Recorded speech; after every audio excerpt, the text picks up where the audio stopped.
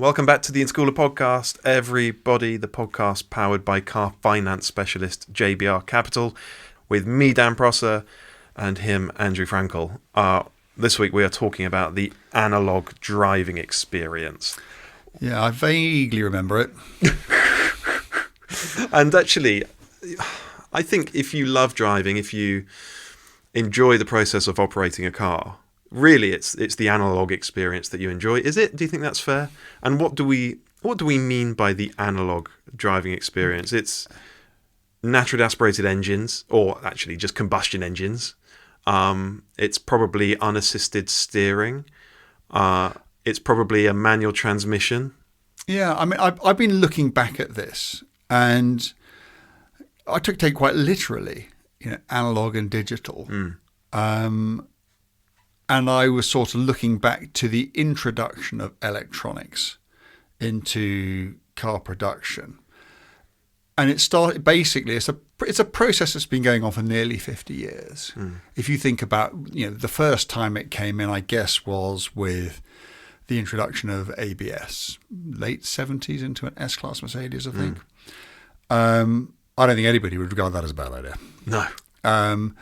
But the way that it has gone on from that to now, where you have cars which are subjected to total electronic control. Everything, for the way they go, stop, steer, everything is subject to electronic control. And I think if you love driving and the sensation of driving, I don't think there's a person on the planet who would say that process had not gone too far. So the purpose of this podcast is to kind of, I think, well, to me, you may have a different idea, is to try to understand and to analyse what it is about the analogue driving experience we love so much, maybe give some examples of analogue driving experiences, particularly things like transmissions that we really like. Identify the progression and the introduction of those elements that have sort of chipped away at that. And then at the end, we're going to have a chat with someone who might have some good news for us. Yeah, exactly that. So I also want to acknowledge, as you just have done with ABS, that there are some real upsides to modern digitized driving. Yeah. Right. We're not complete Luddites, are we? No. And actually, you talk about a modern, even combustion engined performance car, a Ferrari or a McLaren. They do not have unassisted steering or manual transmissions or naturally aspirated engines. They have lots and lots of driver aids. That is not an analog car. They can still be thrilling and enormously exciting and damn impressive. Yes. So that's true. That is also true. But at the same time, you still wonder how much more exciting and thrilling and damn impressive they would be if they had carburetors and manual transmissions and they'd be a lot more scary. They'd certainly be a lot slower. Yeah. I don't care about that. No. If a car is built to be thrilling to drive, it should just be, everything it does should be towards that end. And that's why, people like Gordon Murray are so revered, because that's all he does. He just builds cars that are thrilling to drive. He thinks, what components do we need in a car to make it? Well, we need a naturally aspirated engine. It needs to have 12 cylinders arranged in a V. It needs to have a manual gearbox. We'll do that. Yeah. But they cost £3 million. So there is a bit of a drawback. So how do you want to play this? Shall we just talk about each individual aspect? And I think we're probably agreed on what the aspects are, aren't we? They're quite obvious. So maybe let's tackle engines. So when did combustion engines? Let's forget electric powertrains for now. Yeah. When did combustion engines switch from analog to digital, if we can characterize it that way? Well, I think technically speaking, it was the introduction of electronic fuel injection. Now, fuel injection has been around in cars. A Mercedes-Benz 300 SL in 1955 had fuel injection, but it was a mechanical system. It was basically a pressurized watering can. Fuel injection had been around in aircraft since, I think, the dawn of the 20th century, 1902 from memory. But really, it was late 70s, early 80s. Things like Ford with its, I think they called it EEC3, single point electronically controlled fuel injection. And to me, And at the time, it wasn't so much the introduction of the fuel injection as the death of the carburettor. Yeah. And as somebody who owns, I often wonder what my catering would be like if you took the twin Webers off the side of it and just put some kind of fuel injection in it. It would probably improve the fuel consumption by about 50%, and it would destroy the driving experience because it wouldn't make a ridiculous noise anymore. It would sound like what it is, which is just a bit of old angle iron. And that noise that you used to get, and you've experienced it when we've gone to Max Girado's place and you've driven all Ferraris with, 6 twin choke downdraft Webers, and you just can't replace that. So that was one of the early bits of enjoyment that got eroded. And it was eroded for simple emissions reasons. There was too much smog, there was too much pollution, and fuel injection is a much more efficient way of doing it. So that's when it kind of started. If we are talking about digital, aren't we? So things like when hydraulic power assisted steering came in and purely manual unassisted steering systems started to go out, we're not seeing that as part of this conversation, are we? Even though there are some people. There are people, and we always go on, don't we, about how 997 Porsches are better to drive than 991s or 992s because they've got H-Pass rather than E-Pass. But I can remember very well a conversation about how the G-Series Carrera of the 1980s, how something was lost because from the 964 onwards it had power steering. So that even the introduction of hydraulically assisted power steering that was a big was shift. Perceived at the time to be an erosion of driving pleasure because it was an interference of the link between the road and the driver. And it was. I mean, I can remember very well having, this would have been in the early 90s and having driven, maybe even mid-90s, certainly all the way through the 964 era, maybe into 993s, and got very used to power-assisted 911s. Steve Cropley had a late Carrera, 911 Carrera G-Series, 1988 car, probably a G50 car. And going out and driving that and just thinking, much the same sort of feeling you get when you drive a 997, having had spent a bit of time in 991s and 992s. You just suddenly go back and you think, oh, that's what it was like. Yeah. Well, that's quite good, isn't it? But I don't know whether HPAS is really part of this conversation. But there's so many other areas of, name an area of a car's operation which is not affected by electronics. Okay, let's talk brakes. Oh, ABS. Yeah. ESP as well. And what about things like brake servos? I mean, was there a time where it was a purely manual? Oh, completely. And at which point did that change?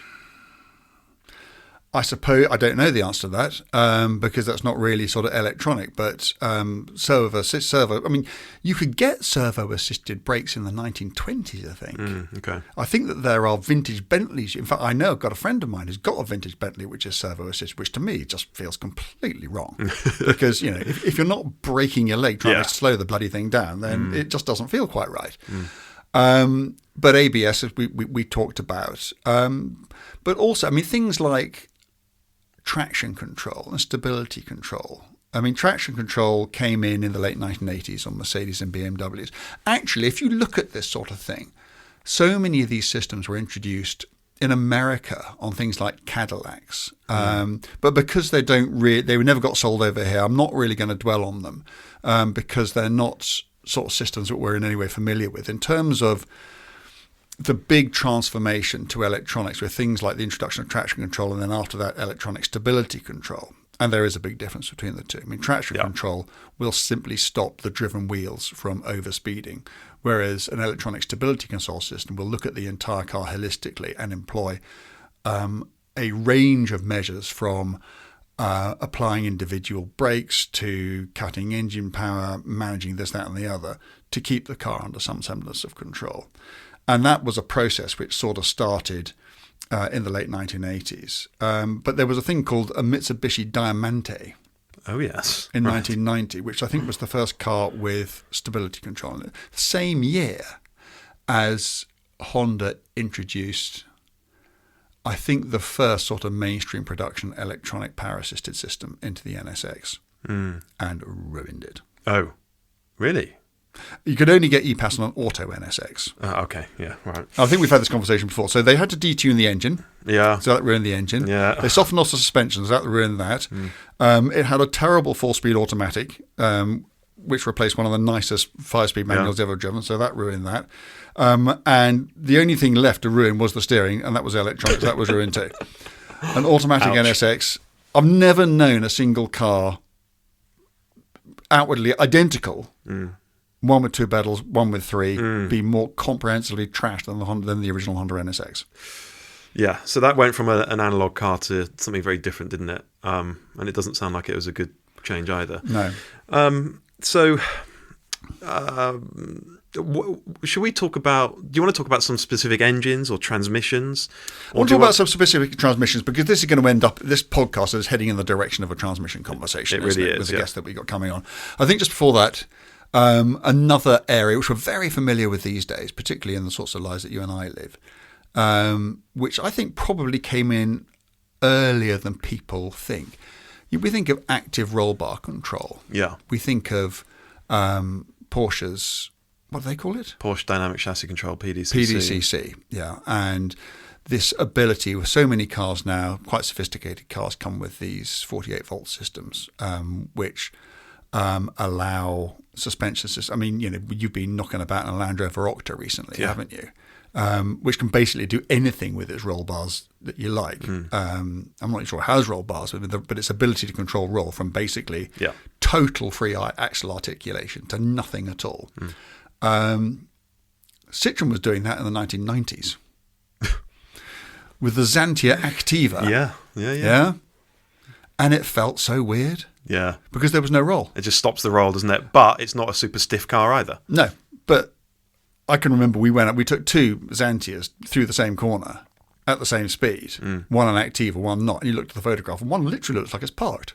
It's amazing. There was absolutely nothing about it. You might be able to see a tiny bit of tyre distortion, but there's nothing in the photograph which suggests the car's going around the corner at all.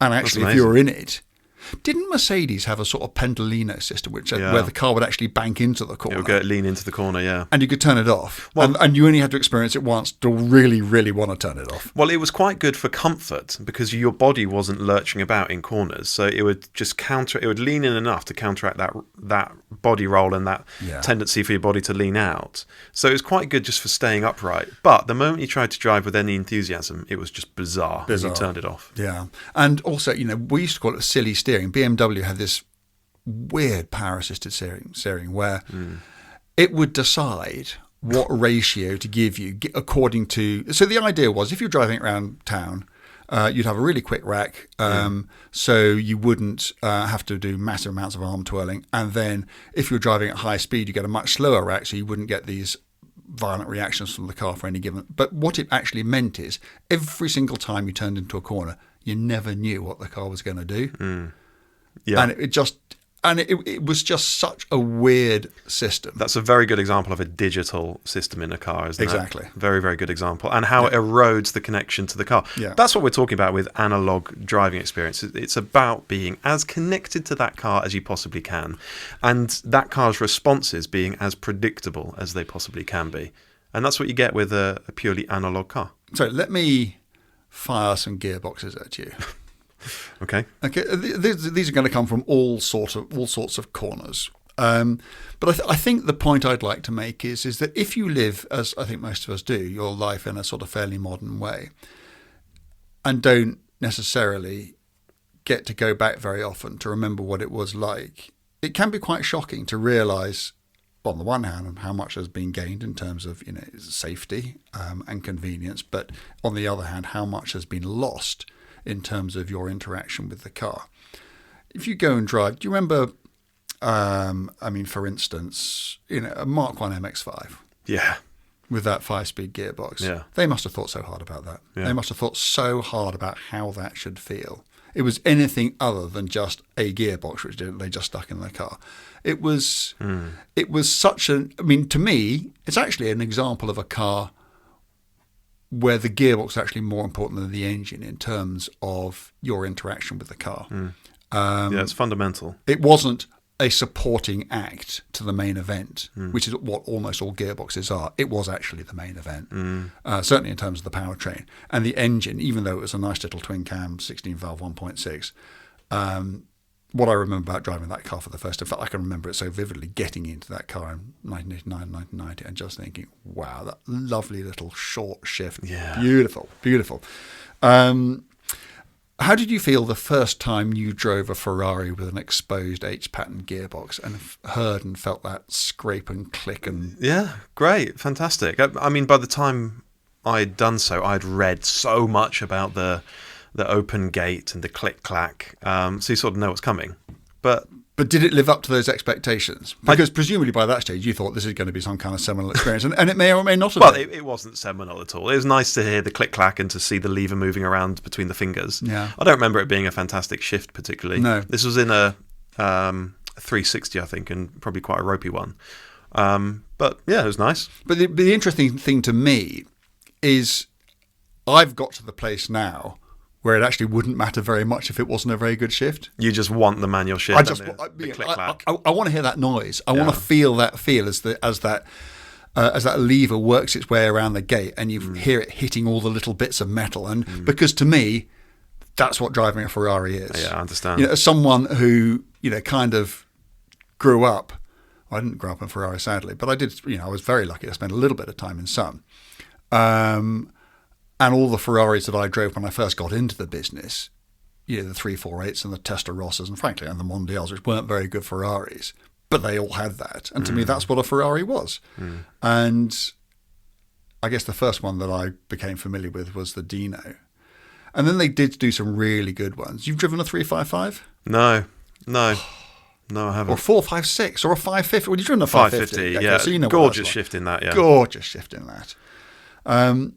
Going completely the other way, and this is kind of left field, but it's a transmission that I really remember, but it's not manual, so I'm not going to spend much time on this. When Lexus produced the original LS400, I can't remember a transmission more suited to the application. And that's what it's about, really, fundamentally, isn't it? It has to suit the car.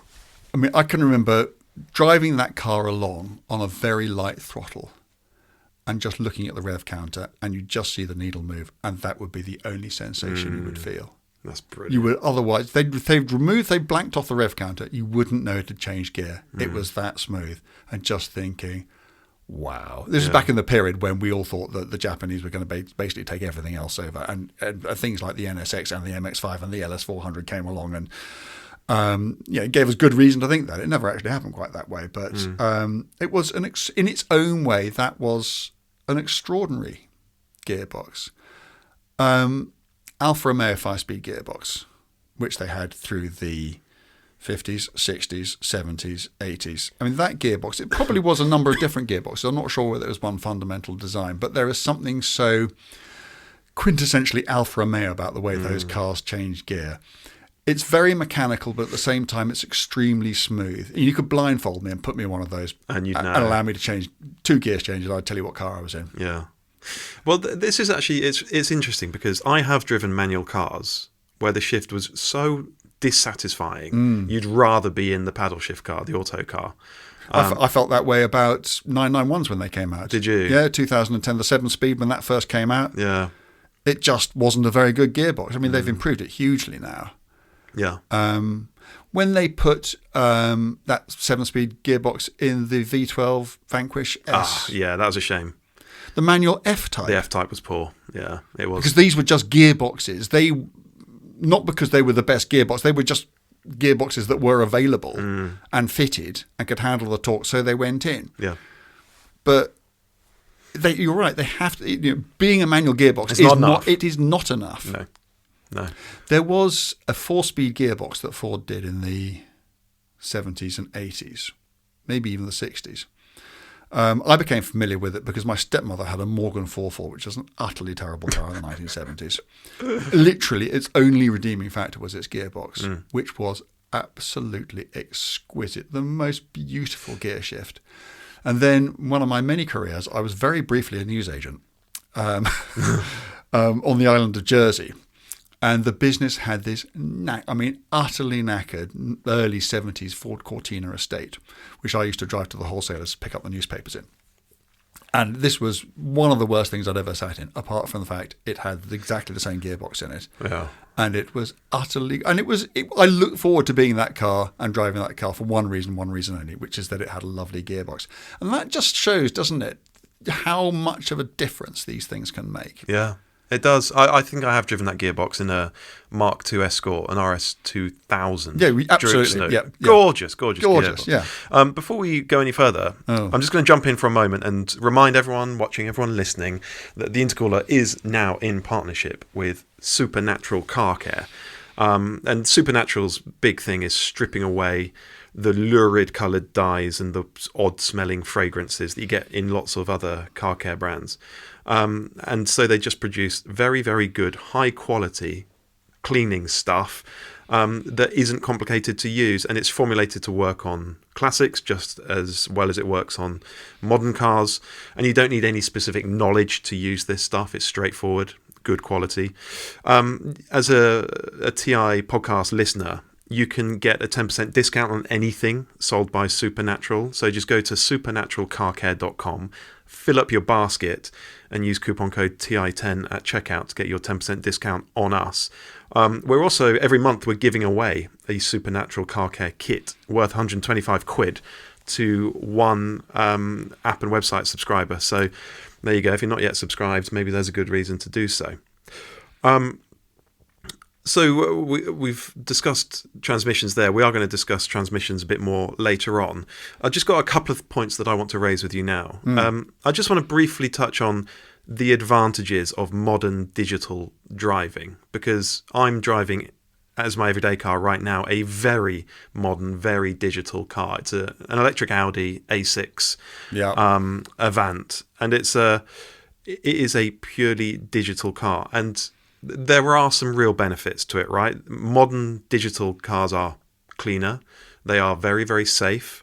They are very, very, very comfortable. And the connectivity, your phone just connects to it and projects all your apps and everything onto the central screen. And so as far as everyday driving, a car as a tool is concerned... Is it a car or is it transport? It's transport. And when we're talking transport, there is a great deal to be said about modern digital machines. We all need transport. Yeah. But if you love driving, the process, driving as a recreation, it's got to be analogue. Do you have a favourite gearbox? I don't think I have a favourite. Maybe the 550 Maranello does stick out in my mind. 911 ST? Yeah, maybe a Honda Integra Type R DC2. Oh, it's down there. It's on my list. Yeah. Yeah. Wonderful. Okay. Go on. Are you going to declare one the best? Yeah. Which? This is so me. I'm not going to go on about this. A racing gearbox out of a vintage Bentley. Because it's so difficult. Oh, I can't. Do you know what? I hate that stuff. It's so difficult, which means when you get it right, oh my goodness. Yeah, okay. You've got these massive mechanical components, all of which have to fit together perfectly if horrible noises aren't to result. Yeah. And everything has to be timed to perfection.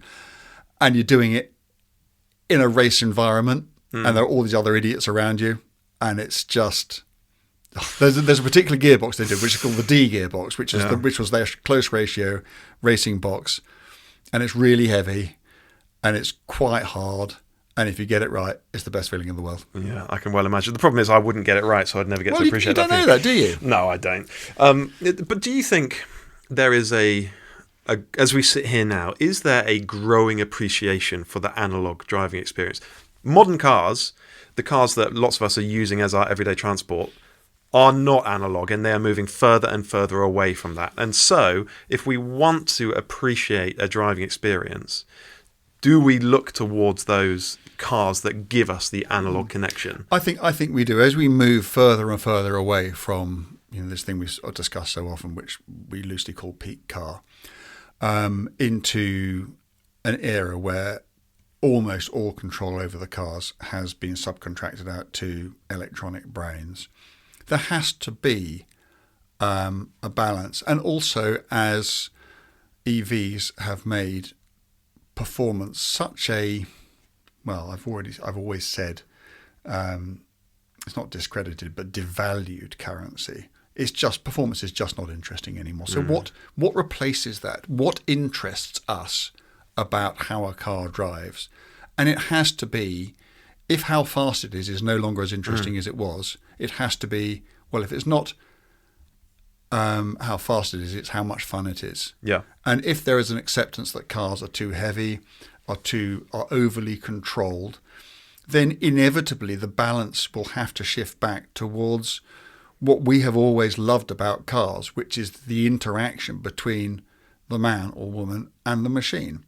That's what's been lost. But I think it has to come back, and even if it comes back in a slightly synthetic form, which I think is inevitable, particularly for mainstream products, better that than not at all. And we will still probably, in 10 years' time, be coming on this podcast and going, things ain't what they used to be, and Pete Carr was still in 2004 or whenever. But we might look back and think, oh, do you remember when cars, there were no transmissions, they made no interesting noise, they were really heavy, and we'll look back at the sort of mid-2020s and just think, that was really quite shit.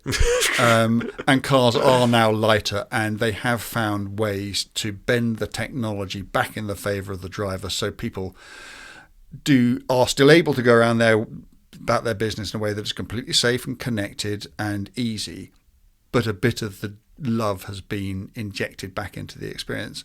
I think that's what's going to happen. I think so. I mean, the vast majority of people, if we're looking 20, 30 years into the future, are probably going to be driven by a car that they don't own. They'll be autonomous and electric and all the rest of it. But they were saying this 20 or 30 years ago. I know. But a small niche of people, us, we're still going to crave that analog experience, even if it is a synthetic one. I think more people will. I think even young people will, because they will be exposed to it, because there will be some brave manufacturers who tried it. Something's got to give, because people are just going to fall out of love with cars. Yeah. People, if cars are just really fast. Cars are just really fast and really heavy. Fast, heavy cars are, unless you work really, really hard at it, have the capacity to be quite boring cars. And I think there's going to be a reaction. I think there has to be a reaction to that. And that is something that even people who haven't grown up in the analog era will come to experience and understand, and maybe, hopefully, desire as well. I hope so. Okay, so to round out this episode then, let's pull in our expert and see what else we can learn about the future of all this stuff. Yeah. Now, if there's anyone who can talk with real authority about analog driving, analog cars, it's got to be the managing director of Hewland, hasn't it? Look, we're joined by the managing director of Hewland, Andy Morley. So thank you for jumping on. Just to get things underway, Andy, can you tell us a little bit about the history of Hewland? I think most people listening will be aware of that name and perhaps know that it's a British engineering company, best known for its transmissions, but tell us more about the business itself. Yeah, excellent. Thanks, guys, and lovely to meet you both. So Hewland, so beyond my years for sure. So the business has been around since 1957, born out of a real need at the time where Formula One was really small pre-TV rights, money, etc. Small mechanical engineers going out to race, and so the business originally Mike Hewland took a VW Beetle gearbox, essentially turned it upside down and put straight cut gears in it, which really formed the basis of the motorsport transmission. And so at the time, these were also manual transmissions used in motorsport, used in H-Gate. And during that time, the Hewland built on this standard range of transmissions and really became the preeminent transmission manufacturer for motorsport right across Formula 2, Formula 1, and then into some Can-Am. And over the last 65 years, really pushed on into various different avenues in motorsport, and over the last, say, 10, 15 years, really diversified into taking those capabilities and moving it into various other industries, including performance automotive, which we'll talk about today. But I mean, so far as I can remember, in the sort of Cosworth DFV era of Formula One, basically, unless you were in a Ferrari or something like that, you had a Hewland gearbox. Yeah, exactly right. So yeah, Ferrari was the elusive Formula One team, and is still today. But we do work with Ferrari and have worked with Ferrari on various GT3 projects. But you're right. There's if you didn't have a Hewland gearbox and a Cosworth DFV, you weren't really on the grid, and it was the most accessible product to be able to support the top level of motorsport during that time. Extraordinary. Yeah, it's great, isn't it? And as you say, Hewland is building more and more transmissions for high performance road cars nowadays. And I think actually what you're seeing as a business is a sort of resurgence in interest in these sorts of transmissions, which goes back to what we've been talking about, Andrew, this thing about analog driving. Absolutely. And so can you talk us through what you're seeing as a trend across the industry these days? And also which, if you can talk to us about which manufacturers you currently you're supplying transmissions to. Yeah, absolutely. So with respects to the industry as a whole, I think that there's a real change. We've gone through a huge cycle of technical innovation over the course of the last 20, 30 years, where ever increasing shift speeds were required. So we even saw it in motorsport, where we moved away from the H pattern transmission into manual sequentials, and then as we look in performance automotive, we're looking at dual clutch transmissions, which are looking at incredibly fast shift times, and this real technology surge to be able to really push the upper echelons of performance and driving a car as quick as around a track as you can. And I suppose it's come to a point where we're at a bit of a crossroads as a driver, let's say, where you can go out and buy an electric vehicle which can achieve incredibly fast 0 to 60 times, have very little emotion attached to them. Yeah. And so I feel that, when we're looking at this sort of mechanical reintroduction, let's say, we're seeing customers that are really wanting that connection back to a vehicle, and in the let's say upper echelons of performance vehicles, there is a drive to make that change. And so from our perspective, so let's say looking at resto mods, we've worked with the likes of Singer, where we're really trying to recreate the feel that the original G50 transmission gave Porsche drivers towards the 70s, 80s, and reintroduce that back to the driver, and so that they're connected to the vehicle, not just feeling that they're just touching some switches and there's a lot of complicated engineering that's been undertaken within the vehicle.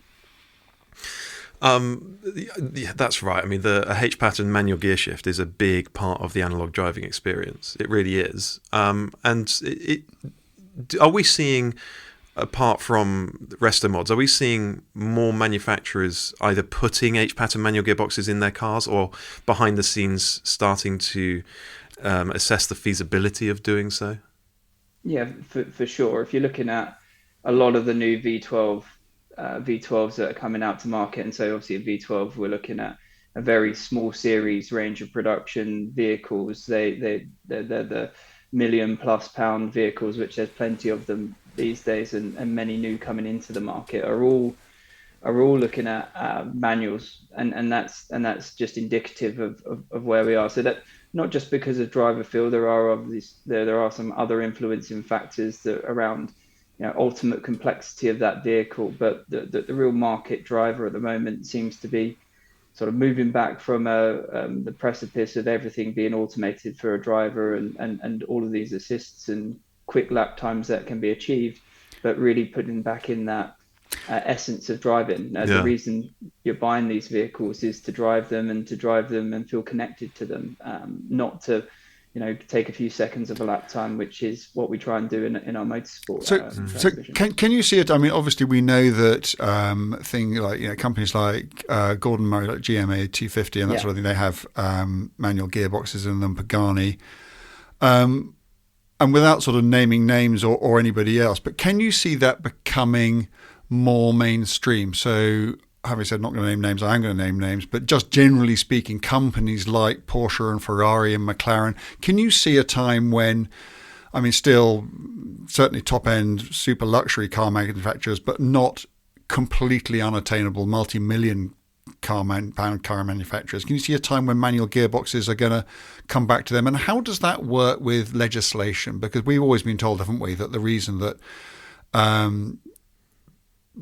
manual gearboxes have become unfashionable is because you can't make them work with modern electronics, and you can't get the numbers out of them, and under modern legislation they're a nightmare to produce. So is there a way in which is going to lead a path to manual gearboxes becoming available again in more mainstream cars?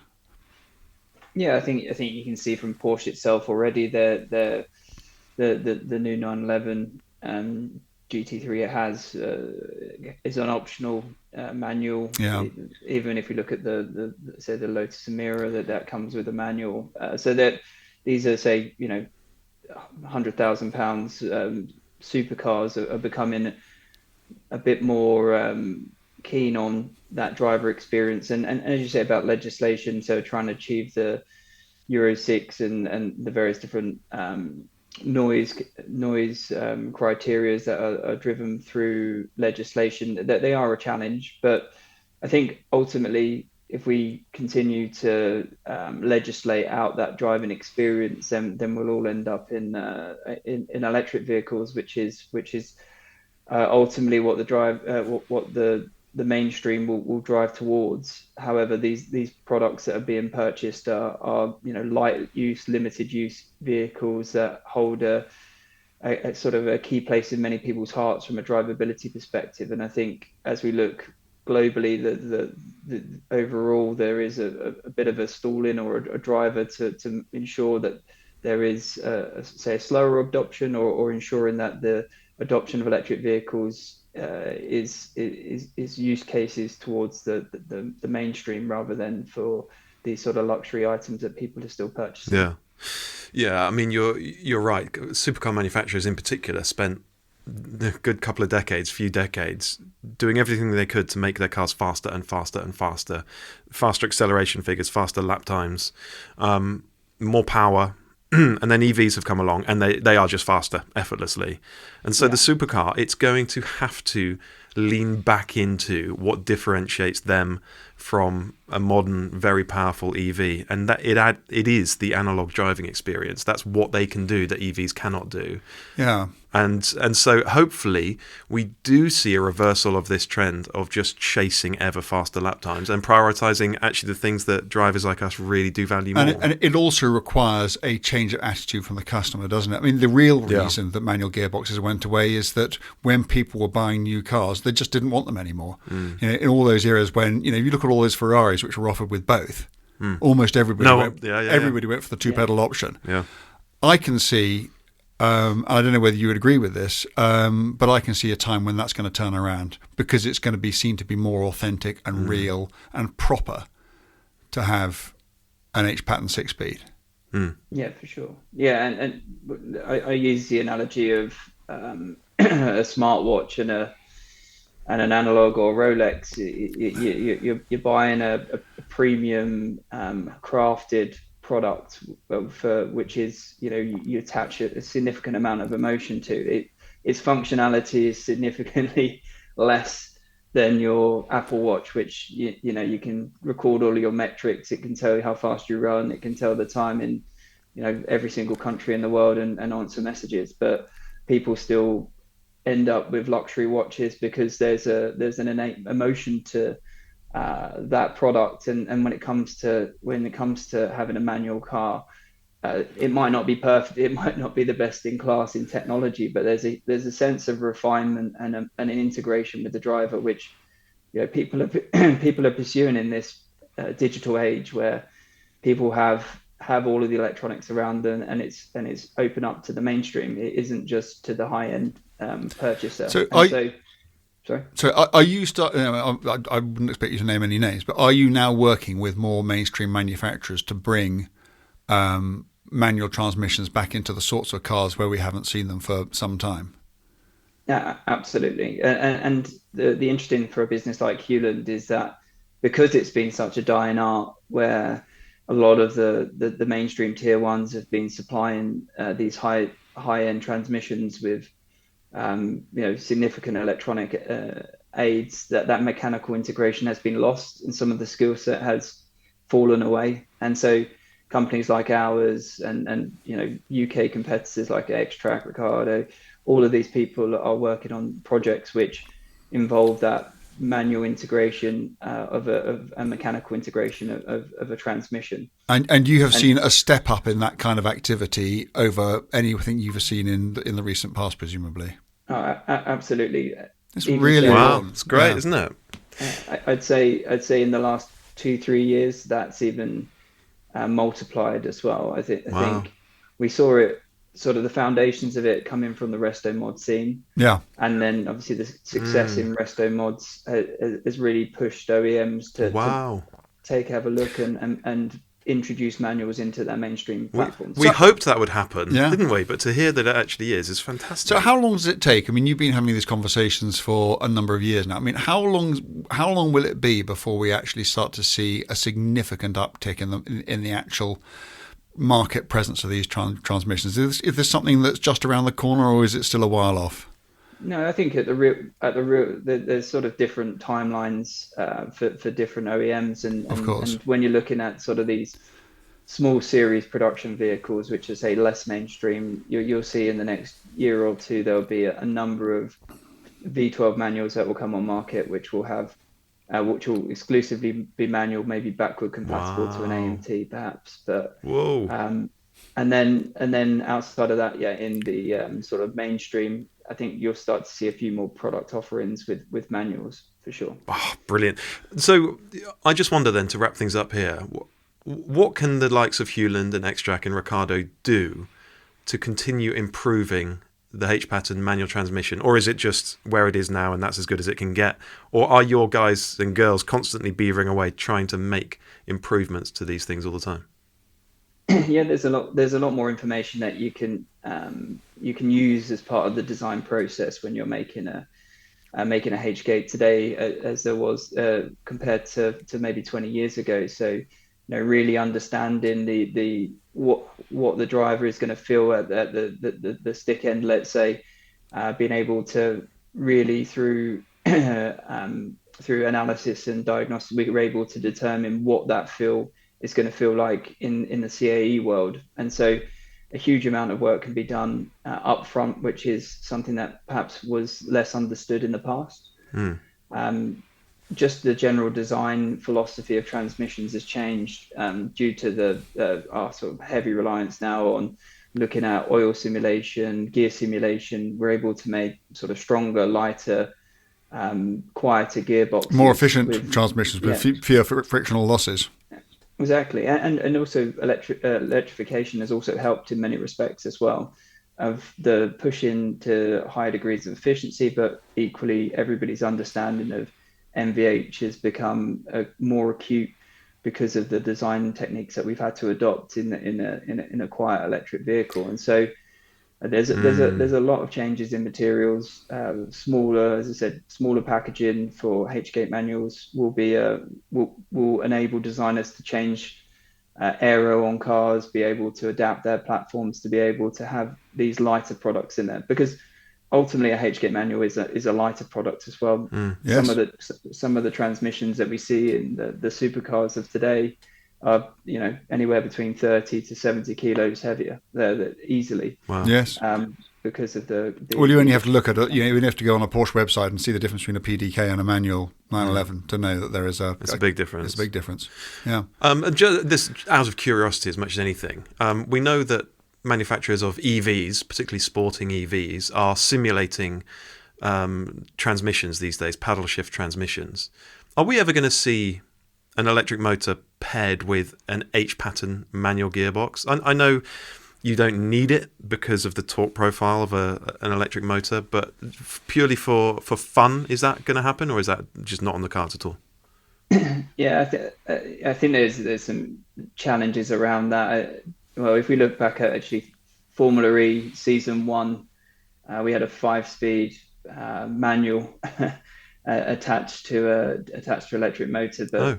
this is really at the early ages of what everybody understood where electric motor needed to be, or what we could get from an EV. And I think, they're fundamentally different things. If we look at the new Ferrari, where they're really the electric Ferrari, they're really focusing in on adding emotion back into that car through acoustic sensing within the powertrain, being able to plumb that back into the vehicle to really put a tone and a noise back into the car. And I think when we talk about shifting and sort of engine blipping, let's say, I think that's the extent it will go. That there's a lot of capability in electric powertrains, and we still work heavily in EV, particularly within Formula E as well. And that I'd say that's the area of the most innovation, but that innovation bleeds through back into say our core products that we develop, particularly in HGate manuals as well.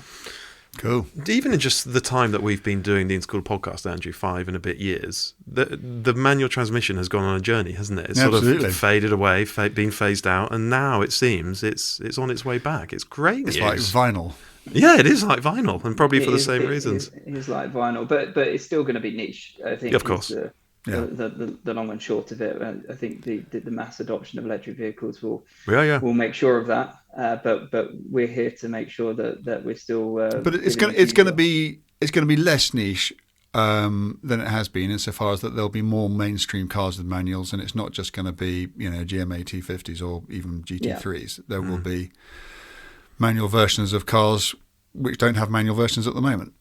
Yeah, absolutely. And I do think we'll see an upsurge in that, particularly as we see the market today, and particularly over the next 5 years. Wow. Cracking. You heard it first here. That's brilliant. It really is. So, well, listen, everyone watching, everyone listening, hopefully that's good news. Thank you for watching. Thank you for listening. Just make sure you follow the show on whichever podcast app you're using, or subscribe to our YouTube channel if you're watching. That really helps us. In return, we'll be back with another podcast next week. And Andy, thanks for coming on and sharing some good news about the analog driving experience. Goodness knows we need it. Yeah. So thank you very much indeed. Thank you. Thanks so much, guys. Cheers. All the best.